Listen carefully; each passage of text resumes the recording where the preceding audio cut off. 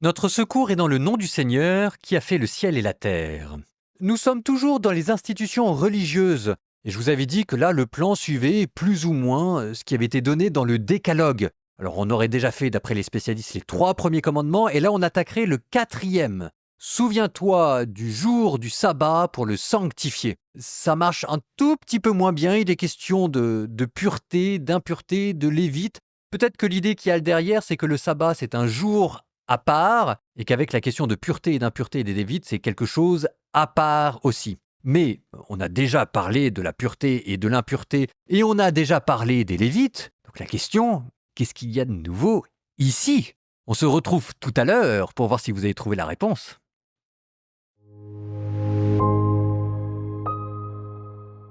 Vous êtes des fils pour le Seigneur votre Dieu. Vous ne vous ferez pas d'entaille, vous ne vous couperez pas les cheveux sur le front en signe de deuil, car tu es un peuple consacré au Seigneur ton Dieu, c'est toi que le Seigneur a choisi pour être son peuple, son domaine particulier parmi tous les peuples qui sont sur la surface de la terre. Tu ne mangeras rien d'abominable. Et voici les animaux dont vous pourrez manger: bœuf, mouton, chevreau, cerf, gazelle, chevreuil, bouquetin, daim, antilope, mouflon. De tout animal qui a le sabot fourchu, fendeux en 2 ongles et qui rumine, vous pourrez manger. Toutefois, parmi les ruminants et les animaux à sabots fourchus et fendus, vous ne pourrez pas manger de ceux-ci: le chameau, le lièvre et le daman, car ils ruminent, mais ils n'ont pas le sabot fourchu. Vous les tiendrez pour impurs. Ni le porc, car il a le sabot fourchu et fendu, mais il ne rumine pas. Vous le tiendrez pour impur. Vous ne mangerez pas de leur chair, et vous ne toucherez pas à leurs cadavres. Voici ce dont vous pourrez manger parmi tout ce qui vit dans l'eau. Tous ceux qui possèdent nageoires et écailles, vous pourrez en manger. Mais vous ne mangerez pas de ceux qui ne possèdent ni nageoires ni écailles. Vous le tiendrez pour impur. Vous pourrez manger de tout oiseau pur, mais voici les oiseaux dont vous ne pourrez pas manger: l'aigle, le gypaède, l'orfraie, le busard, le vautour et les différentes espèces de milan, toutes les espèces de corbeaux, l'autruche, le chat-huant, la mouette et les différentes espèces d'éperviers, le hibou, la chouette, l'ibis, la hulotte, le vautour blanc, le cormoran, la cigogne et les différentes espèces de hérons, la huppe, la chauve-souris. Vous tiendrez tous les insectes ailés pour impurs. Vous n'en mangerez pas. Vous pourrez manger de toute volatile pure. Vous ne pourrez manger d'aucune bête crevée. Tu la donneras à l'immigré qui réside dans ta ville. Lui peut en manger. Ou bien, vends-la à un étranger. Toi, en effet, tu es un peuple consacré au Seigneur ton Dieu. Et tu ne feras pas cuire un chevreau dans le lait de sa mère. Tu prélèveras chaque année la dîme de tout ce que tes semailles auront produit dans tes champs. La dîme de ton froment, de ton vin nouveau et de ton huile fraîche, les premiers-nés de ton gros et de ton petit bétail, tu les mangeras devant le Seigneur ton Dieu, au lieu qu'il aura choisi pour y faire demeurer son nom. Ainsi tu apprendras à craindre le Seigneur ton Dieu tous les jours. Si le chemin est trop long pour toi, si tu ne peux y apporter la dîme au lieu choisi par le Seigneur pour y mettre son nom, parce que ce lieu est trop éloigné et que le Seigneur ton Dieu t'aura béni, tu convertiras la dîme en argent, tu serreras l'argent dans ta main et tu iras au lieu choisi par le Seigneur ton Dieu. Tu échangeras cet argent contre tout ce que tu voudras: gros bétail, petit bétail, vin, boisson forte, tout ce dont tu auras envie. Là, tu mangeras devant le Seigneur ton Dieu et tu te réjouiras, toi et ta maisonnée. Et le Lévite qui habite dans ta ville, tu ne le délaisseras pas, puisqu'il n'a ni part ni héritage avec toi. Au bout de 3 ans, tu prélèveras toutes les dîmes de tes récoltes de cette année-là et tu le déposeras aux portes de ta ville. Alors viendront le Lévite, puisqu'il n'a ni part ni héritage avec toi, l'immigré, l'orphelin et la veuve qui résident dans ta ville. Ils mangeront et ils seront rassasiés. Et ainsi le Seigneur ton Dieu bénira toute l'œuvre de tes mains.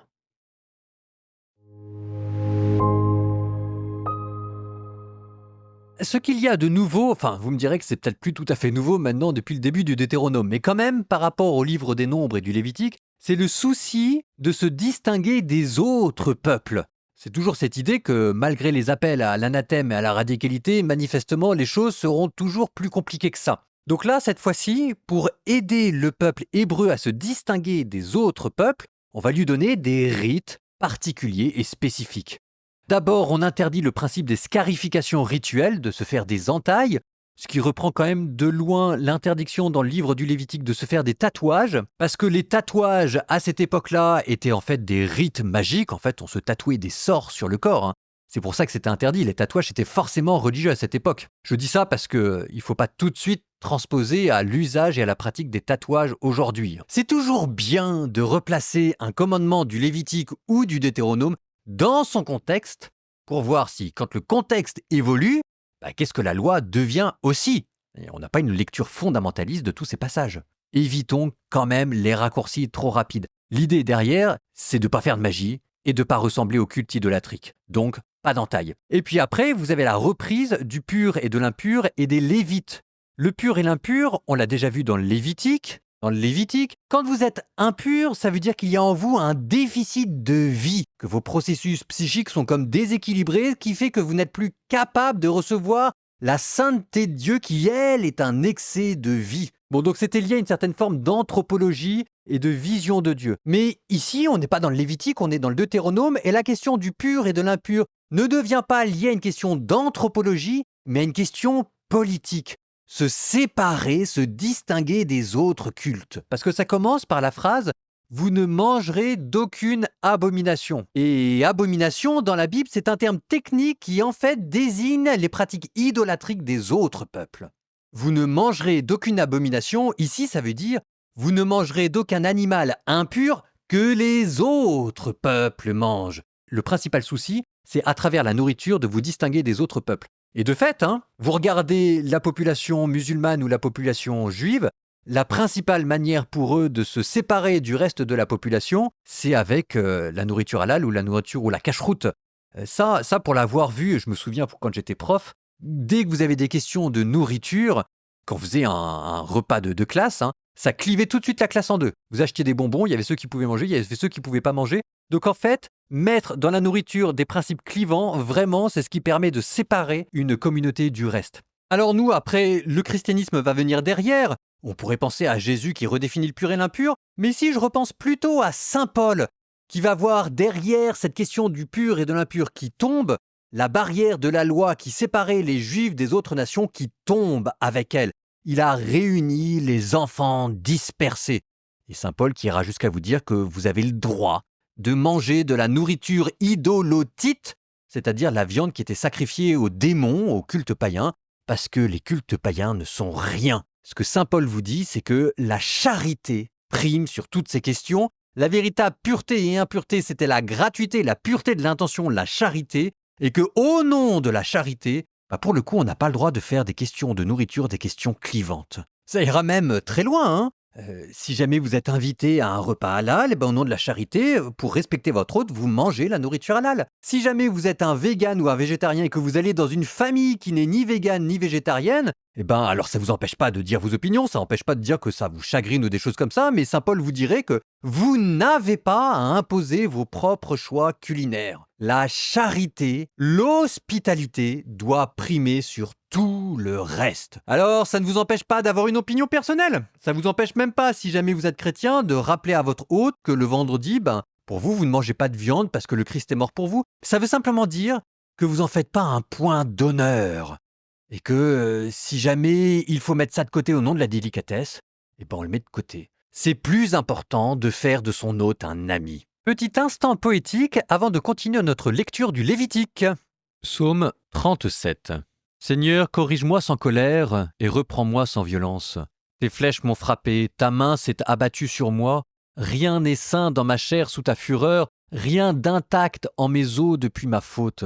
Oui, mes péchés me submergent. Leur poids trop pesant m'écrase, mes plaies sont puanteur et pourriture, c'est là le prix de ma folie. Accablé, prostré, à bout de force, tout le jour j'avance dans le noir. La fièvre m'envahit jusqu'aux moelles, plus rien n'est sain dans ma chair. Brisé, écrasé, à bout de force, mon cœur gronde et rugit. Seigneur, tout mon désir est devant toi et rien de ma plainte ne t'échappe. Le cœur me bat, Ma force m'abandonne, et même la lumière de mes yeux. Amis et compagnons se tiennent à distance, et mes proches à l'écart de mon mal. Ceux qui veulent ma perte me talonnent, ces gens qui cherchent mon malheur. Ils prononcent des paroles maléfiques, tout le jour ils ruminent leur traîtrise. Moi, comme un sourd, je n'entends rien. Comme un muet, je n'ouvre pas la bouche. Pareil à celui qui n'entend pas, qui n'a pas de réplique à la bouche. C'est toi que j'espère, Seigneur. Seigneur mon Dieu, c'est toi qui répondras. J'ai dit qu'il ne triomphe pas ceux qui rient de moi quand je trébuche. Et maintenant, je suis près de tomber. Ma douleur est toujours devant moi. Oui, j'avoue mon péché, je m'effraie de ma faute. Mes ennemis sont forts et vigoureux, ils sont nombreux à m'en vouloir injustement. Ils me rendent le mal pour le bien, quand je cherche le bien, ils m'accusent. N'abandonne jamais, Seigneur. Mon Dieu, ne sois pas loin de moi. Viens vite à mon aide. Seigneur, mon salut.